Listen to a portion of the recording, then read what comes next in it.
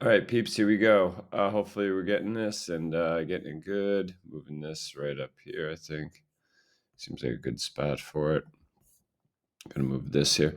Yeah, so hopefully you're on these chapter 5 notes. If you are, goody goody gumdrops.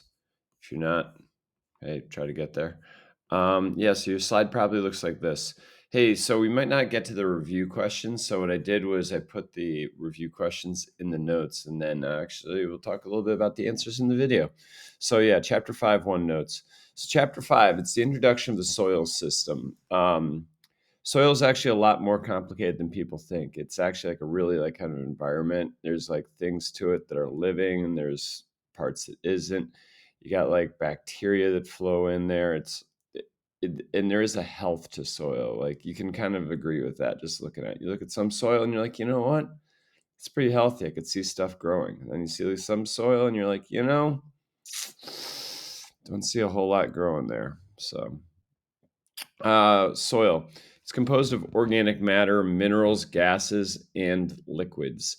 Those three are what make it up. So the modern humans take soil for granted. We really do. We just assume, hey, we plant a seed, it grows.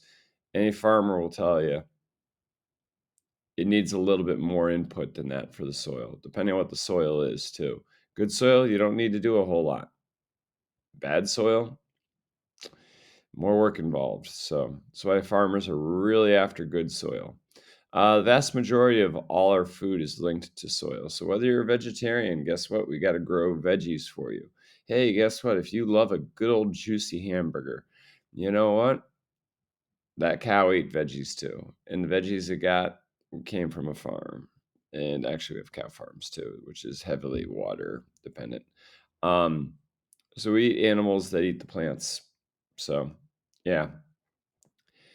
It's a habitat for many organisms that live in the soil. And like just like anything, if you talk about biodiversity, you can't have biodiversity unless you're protecting those environments, in this case, the soil. Acts as a filter for water. This is huge. If you've got a septic tank, you use water in the house or you go to the bathroom and you go flush, it goes out to a tank underneath your lawn, by your house. And then it just creeps down all that like nasty water. And the soil acts as a filter for it. So um, it's also too for aquifers, for groundwater. So, yep. It stores and transfers heat. You know this if you live in New England like we do. We have basements. So if you go down to the basement during the wintertime, it's actually kind of warm compared to the outside. And if you go down there during the summer, it's actually cool. So it's the earth and the soil acts as a storage and transfer for heat. So, yep. What is soil made from? Minerals from rocks. You've got glacial shift, which pushes rocks up, and then the little pieces break off, minerals, voila, into the soil.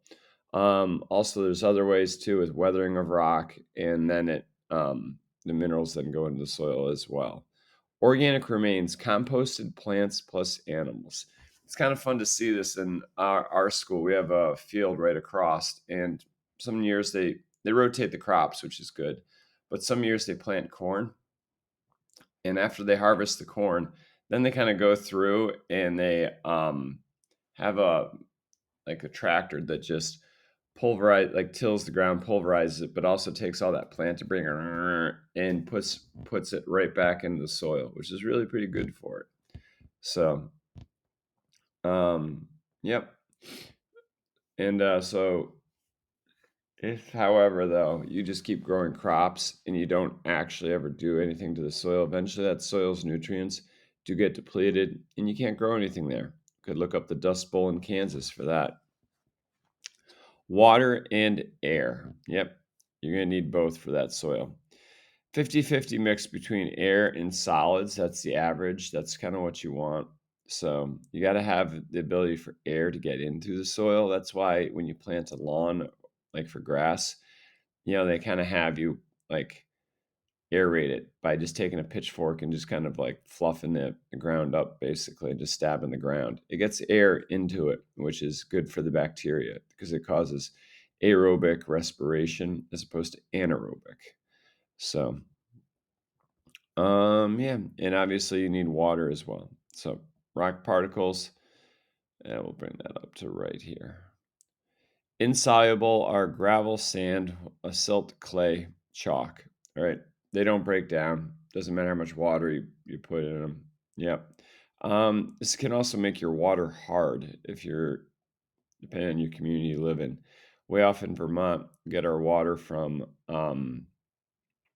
groundwater from a well. And where we get our groundwater, the water is hard. It's just a lot of limestone broken down. And the water kind of looks lightly cloudy when you drink it. It doesn't taste good. When you wash dishes, there's this like white film on them. Nasty.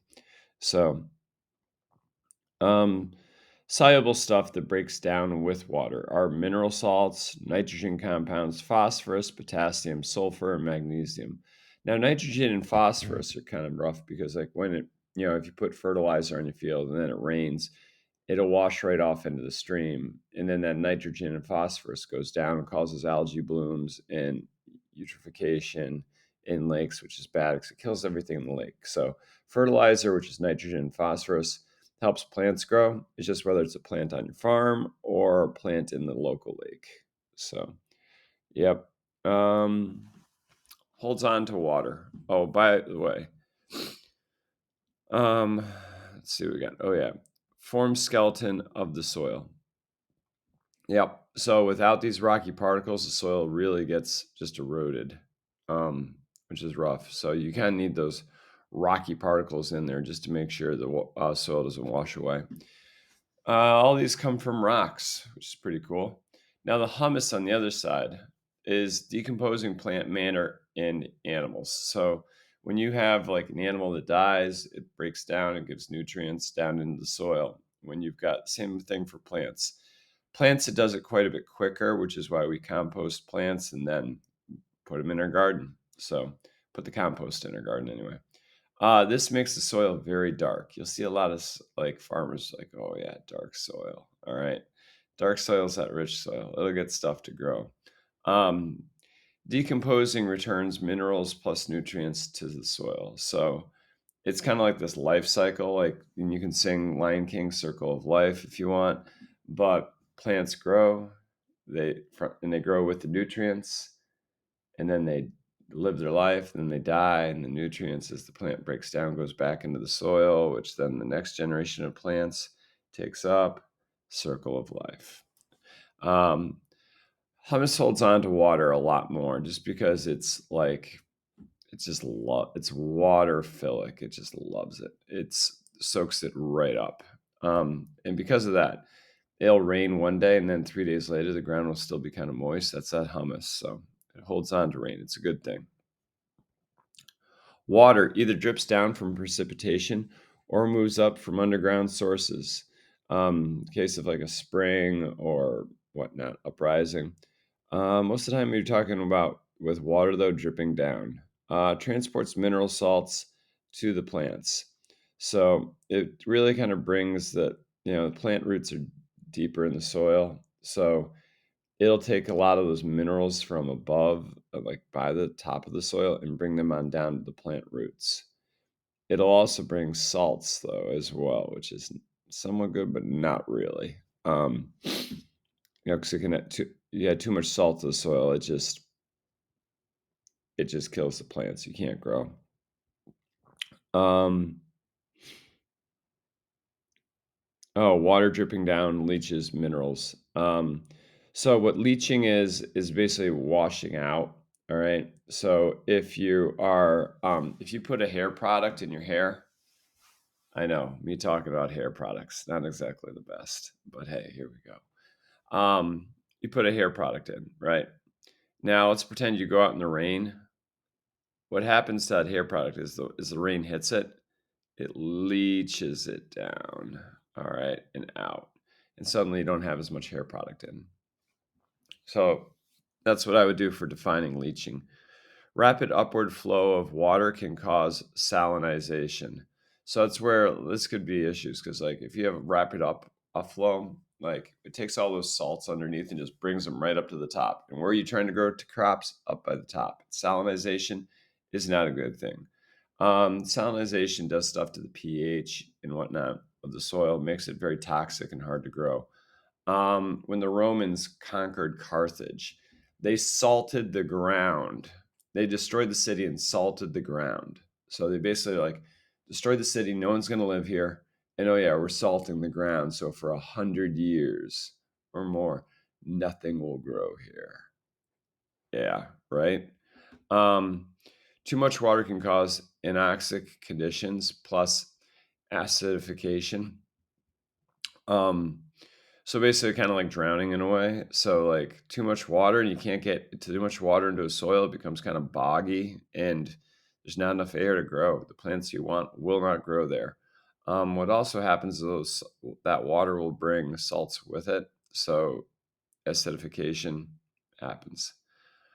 Air, mostly oxygen plus nitrogen in the air. Yeah, there's other chemical parts. Don't get all chemistry on me, but it's mostly O2, nitrogen.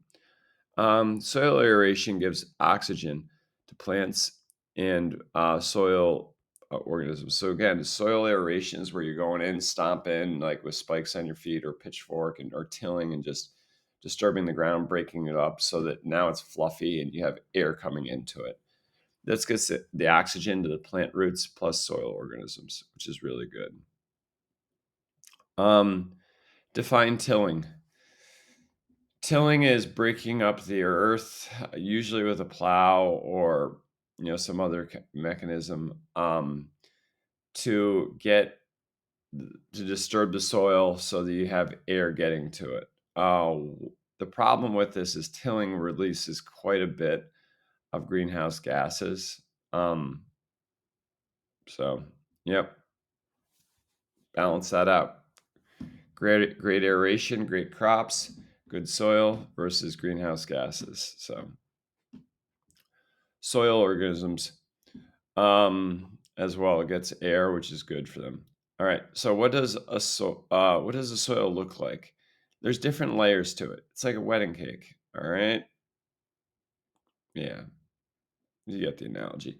Dig a trench and it creates a soil profile. So it's like you dig a trench down, and then you're gonna see soil, soil, soil, soil, soil, the different layers of it. Um, Physical appearance, but also chemical pH plus moisture. Um, so the different levels have different, they look different. You can see them. All right. But they also have different like availabilities to it. Some of them will be sandy and they'll let the water go right through. Um, some of them will be really dark and loamy, in which case they hold on to water, or clay, which is it's just doesn't let water really through and pushes it off to the side. So, yeah, the different soils really kind of matter and the layers of them. The horizon, top layer is the organic or rich soil.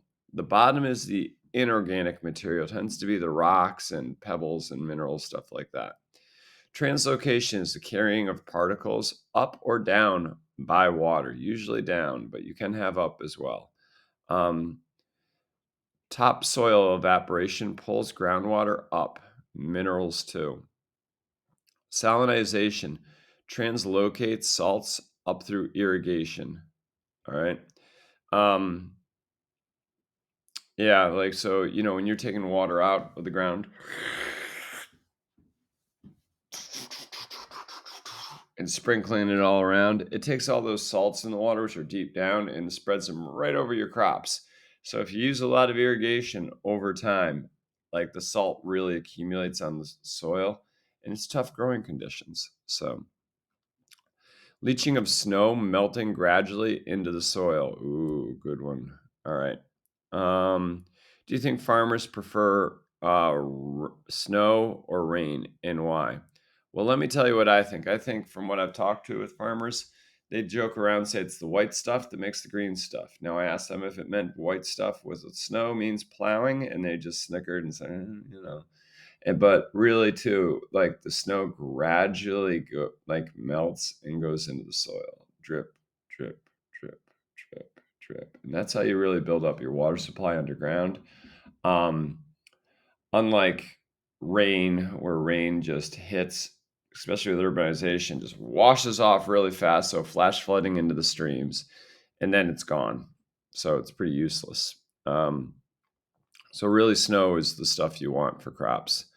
O horizon is the uppermost layer. It's the organic, the decomposers break stuff down. Bacteria, they do a good job. A horizon is partially decomposed organics, roots, and soak up nutrients.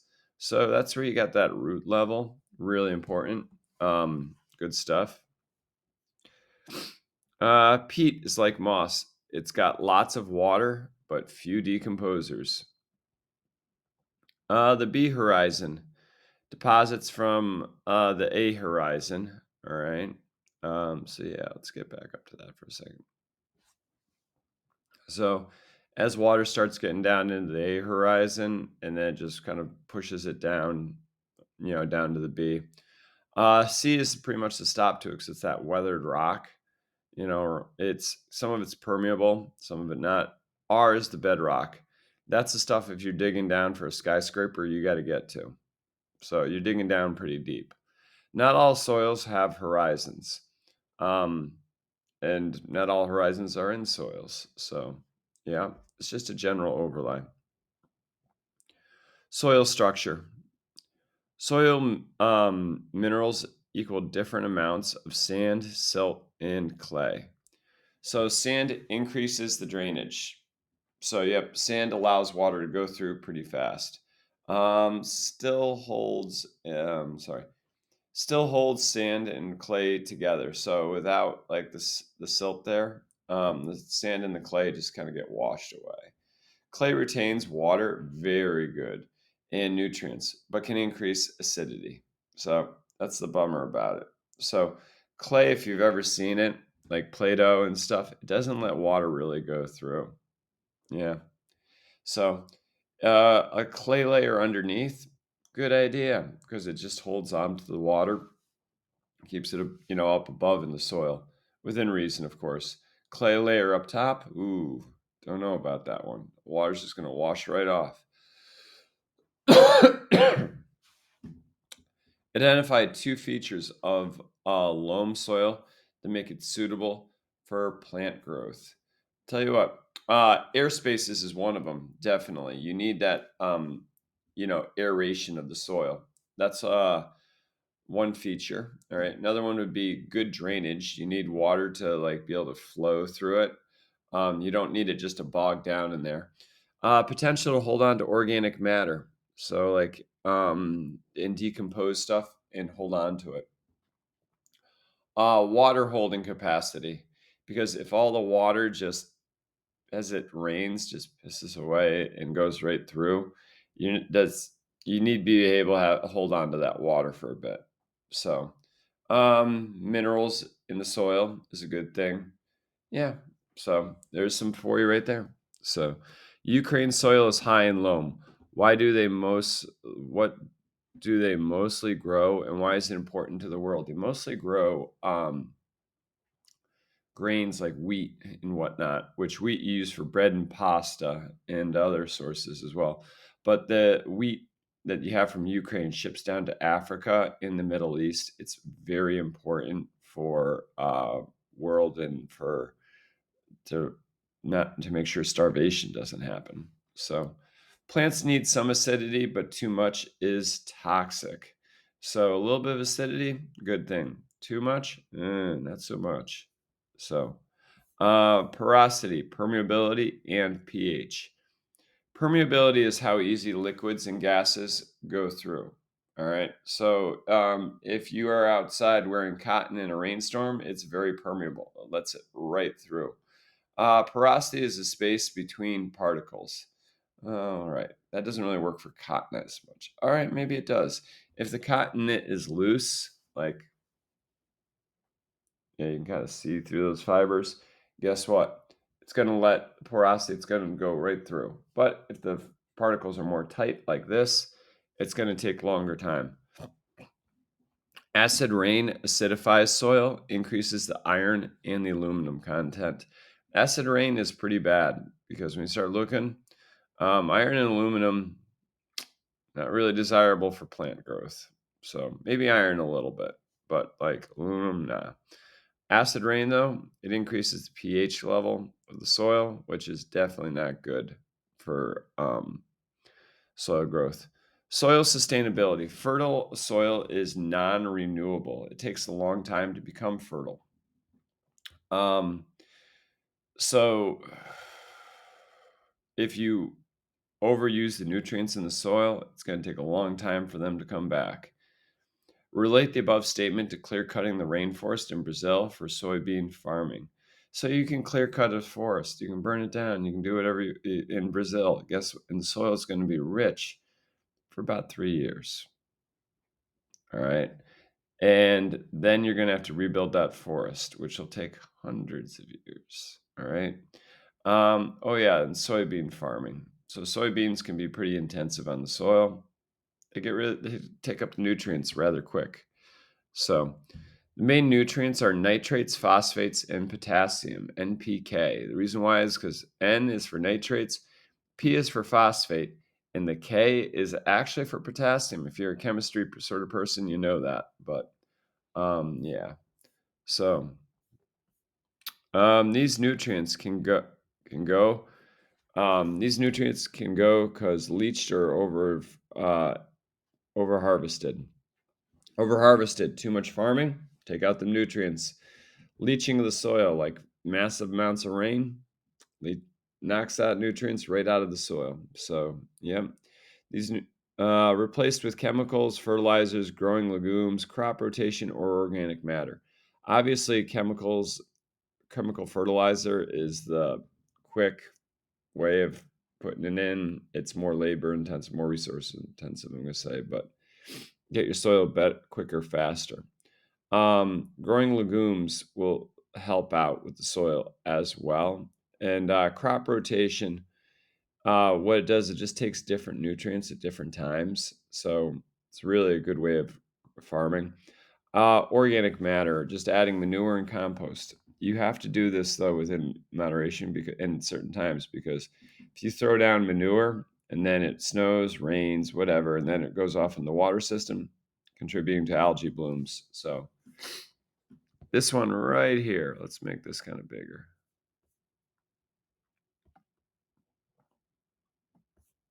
Here we got like a nice little infograph about water.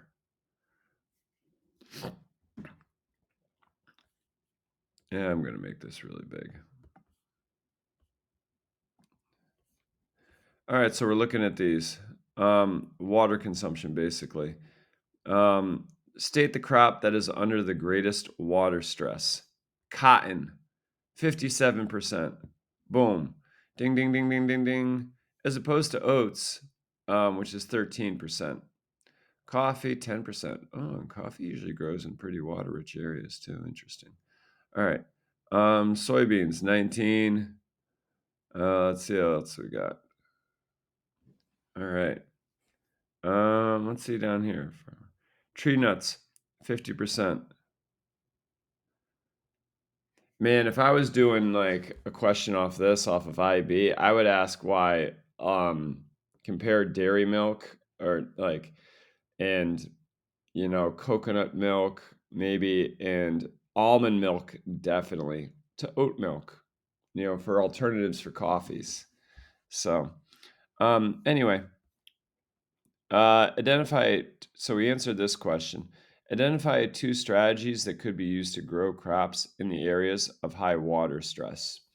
So, if you got an area of high water stress, some strategies that you could actually do to help you out is improve irrigation through drip irrigation. You could use crops that are less water. You can use less water, like basically through genetically modified crops, GMOs, or just replace the original crop with a crop that's uses less water. Replace cotton with oats. You can improve storage of water through making dams or reservoirs. You can use plant cover or terracing because shade coffee, it grows up here, creates shade, so not as much of the crop underneath evaporates. Also, terracing prevents runoff as well. So that's where you see like hillsides that they've kind of built steps into. It's really pretty cool. So, yep, that can help you out. Three factors that may lead to an increase in water stress. Higher population, more people we have, more people use more water. Also, like domestically in a household, also more people eat more food because, and that means more agriculture, more water use. So, richer lifestyle. Look, when you start making more money, you start getting that hot tub, you start like having the clothes washer, you start having the dishwasher, you wash your car in your driveway, you got a lawn, you got to irrigate, So, the more baller you are, the more water you're going to go through.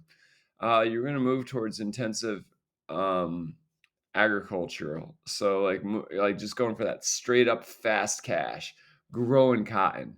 Actually, I don't really know if that's a cash crop, but almonds. We'll say almonds take a ton of water to grow. Oh yeah, but they're expensive. So farmers are like, oh yeah, grow some almonds. You know, but just that going for that short term profit at the expense of like your water supply. Um, so movement of water, like out of a drainage area or taking a lot of water from the reservoirs can do it too. Um, let's see. Deforestation can do it because deforestation means the runoff of water is a lot more. And yeah, I think we went through like definitely more than three there. So, hey, that's it. My best. Keep doing awesome. Bye.